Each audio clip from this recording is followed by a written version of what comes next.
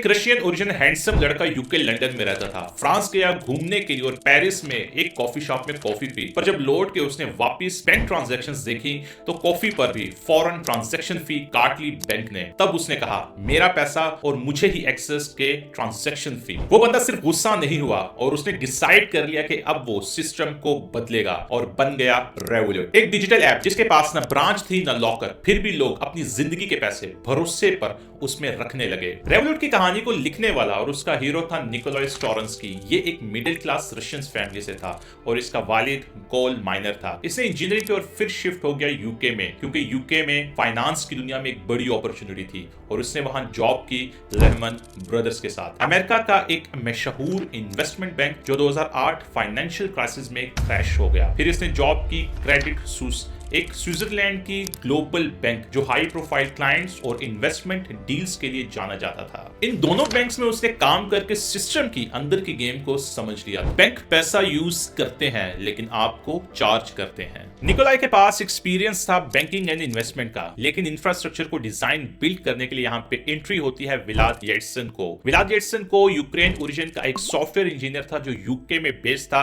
जिसका background finance and trading system का था। वो ड्यूश बैंक एंड यूबीएस के लिए कोर सिस्टम डिजाइन करता था। विलाद और निकोलाई की जो मुलाकात है वो लंदन के एक फिनटेक इवेंट में हुई थी। विलाद के पास एग्जीक्यूशन थी और निकोलाई के पास बिजनेस आइडिया। दोनों ने मिलकर 2015 में एक ऐप लॉन्च की, रेवोल्यूट, आपका बैंक आपके मोबाइल में। अब फिनटेक क्या होता है, इसका आइडिया इन्होंने एग्जीक्यूट कैसे किया, उसके बैकग्राउंड को समझने के लिए आपको थोड़ा सा डीप मेरे साथ जाना होगा कि फिनटेक क्या है, ईएमआई क्या है, बैंक कैसे बनता है। तो इसको थोड़ा सा समझने की कोशिश करते हैं। फिनटेक का मतलब होता है फाइनेंस प्लस टेक्नोलॉजी, एक ऐसी सर्विस जो आपके पैसे के मसले को सॉल्व करती है बिना ट्रेडिशनल पेपर वर्क के। रेवोल्यूट ने यहाँ पे एक ईएमआई लाइसेंस लिया और उसके साथ शुरुआत की। ईएमआई का मतलब होता है इलेक्ट्रॉनिक मनी इंस्टीट्यूशन। इससे आप कर क्या सकते हैं, आप पैसे सेंड कर सकते हैं, रिसीव कर सकते हैं और इसके साथ आप एक वर्चुअल बैंक अकाउंट दे सकते हो, लेकिन आप लोन नहीं दे सकते जैसे आपको ट्रेडिशनल बैंक्स ऑफर करते हैं। रेवोल्यूट ने ये लाइसेंस कहां से लिया? ये लाइसेंस मिला उसको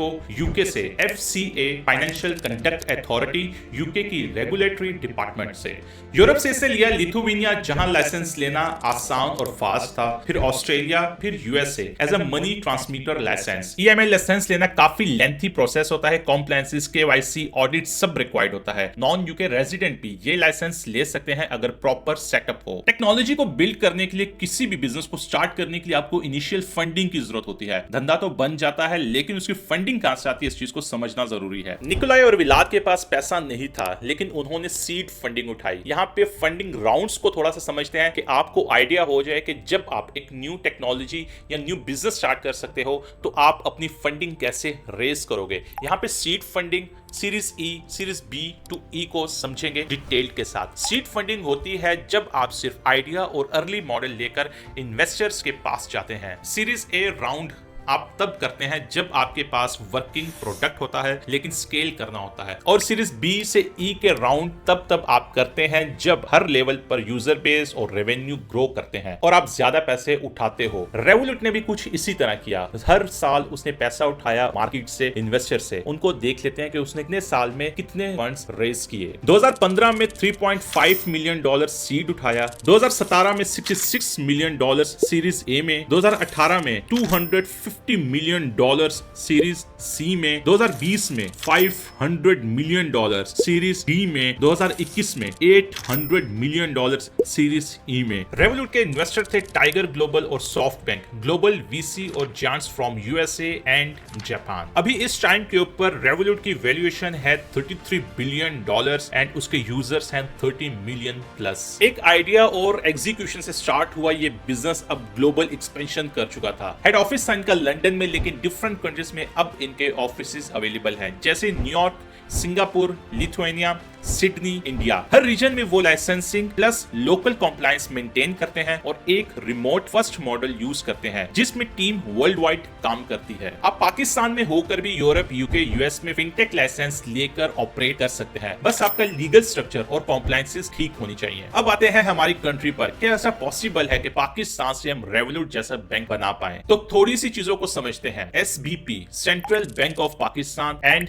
regulator, EMI EMI sandbox test environment जहां फिनटेक न्यू प्रोडक्ट टेस्ट करता है। यहाँ पे मसले हमें क्या क्या आते हैं उनको समझने की जरूरत। Forex restrictions, dollar withdraw convert करना मुश्किल है, EMI लाइसेंस लेना टफ है, लिमिटेड कंपनीज को दिया जाता है, क्रिप्टो बैंड है, APIs क्लोज्ड इकोसिस्टम है। अब आपके माइंड में ये क्वेश्चन रेज हो रहा होगा कि फिर रेमेटली और वाइस जैसे प्लेटफॉर्म कैसे वर्क कर रहे हैं, क्यों वो वर्क कर पा रहे हैं पाकिस्तान के अंदर? क्योंकि उन्होंने अपना बिजनेस मॉडल पाकिस्तान के बाहर लीगली स्ट्रक्चर्ड किया हुआ है। अगर फिर भी इतनी मुश्किलात है और पाकिस्तान के फाउंडर्स को कुछ करना है तो उसको कैसे कर सकते हैं? Step by step road map को समझने की कोशिश करते हैं, शायद हमारा कोई फाउंडर रेवोलूट जैसा बैंक सेटअप कर पाए। तो नंबर फर्स्ट के ऊपर आता है यूके या यूएस में कंपनी रजिस्टर करें, रिमोटली पॉसिबल है। फिर सेकंड के ऊपर आता है वहां के कॉम्प्लायंसेस रूल्स पर काम करें। फिर थर्ड के ऊपर आता है EMI या मनी ट्रांसमीटर लाइसेंस के लिए अप्लाई करें। फिर फोर्थ के ऊपर ऐप डेवलप करें AML KYC ऑटोमेशन के साथ। नंबर 5 लोकल पार्टनर्स ऑनबोर्ड करें, जैसे सादा पे ने पे पाक के साथ किया। नंबर 6 के ऊपर यूजर ऑनबोर्डिंग और अकाउंट फीचर्स फिर पाकिस्तान में ला सकते हैं। यहाँ पे वीजा कंसर्न होता है। EMI या MTA लाइसेंस लेने के लिए अगर आप फाउंडर हैं तो बहुत सारे केसेस में आपको वहां पे लीगली खुद रिप्रेजेंट होना पड़ता है, लेकिन अगर आपके पास मैनेजर, को फाउंडर या रिप्रेजेंटेटिव है तो आप उनको भी हायर करके काफी प्रोग्रेस रिमोटली भी कर सकते हैं। अगर आप में से भी कोई सोच रहा है कि मुझे निकोलॉय की तरह एक रेवोलूट एप्लीकेशन को बनाना है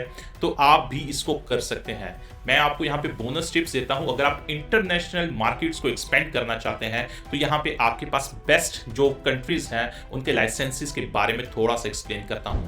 कंट्री नंबर फर्स्ट है Lithuania, fast process low cost Europe licence, Europe expansion. Second country है Estonia, digital first e residency option, startup founders. Number third country है UK, global trust, high regulation, strong compliances. Number fourth USA, MTL is state level, tough but scalable, big market. Australia, active fintech scene, Asia Pacific. अगर आप ऐसी app को build करना चाहते हैं तो मेरी सादा पे वाली वीडियो यहाँ पे शो हो रही होगी, उसको जरूर देखिएगा। सादा पे में मैंने एक्सप्लेन किया है कि सादा पे किस तरह से पाकिस्तान के अंदर वर्क करी है और उसके फाउंडर्स क्या क्या हैं और अभी उसका फाउंडर कौन है। ये आपके लिए जरूरी है क्योंकि आपको अगर रेवोलूट जैसी एप्लीकेशन बिल्ड करनी है तो वो वीडियो आपको हेल्प कर सकती है क्योंकि वो पाकिस्तानी बेस्ड है। अभी फाइनल लेसन ये है हमारे लिए कि सिस्टम को बुरा कहने से कुछ नहीं होता। अगर आप सिस्टम से परेशान हैं तो नया सिस्टम बनाएं। निकोलॉय ने भी वही किया। एक रशियन इंजीनियर ने दुनिया का सबसे बड़ा डिजिटल बैंक बनाया सिर्फ एक बात को लेकर कि पैसा मेरा है तो उसके ऊपर कंट्रोल भी मेरा होना चाहिए। अगर आपको लगता है कि पाकिस्तान का रेवोलूट पॉसिबल है तो कमेंट बॉक्स में जरूर लिखें कि मैं पाकिस्तान का डिजिटल बैंक बनाना चाहता हूं अगर सिस्टम अलाउ करे तो। मैं हूं आमिर हनीफ और मिलते हैं अगली वीडियो में जहां हम डिस्कस करेंगे वाइस, नयापे और फिनटेक का फ्यूचर और सिस्टम को तोड़ने वाले बने, सिर्फ फॉलो करने वाले नहीं। अल्लाह हाफिज।